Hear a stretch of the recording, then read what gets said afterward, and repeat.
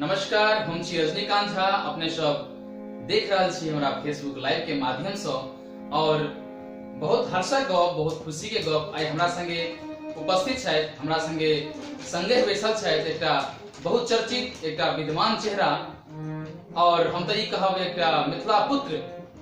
और बहुत हर्ष होइए, बहुत खुशी होइए जहन एहन तरह कलाकार के संगे बैसबाक मौका भेटैए और एहन तरह कलाकार के सुनबाक मौका भेटैए तो बहुत बहुत अपना आपके सौभाग्यशाली बुझै छी जे हमर जन्म मिथिला में भेल। तो आयल जाओ, हमारा संगे उपस्थित है धीरज कांत जी। धीरज कांत जी फेसबुक और यूट्यूब के दुनिया में बहुत रास छायल है। ये विशेष करके गजल गायक है, गजल गबै है और हिनका जे छै से हम उत्साहवर्धन कर रही हैं जे अपने मैथिली में किछु सेहो गाबू।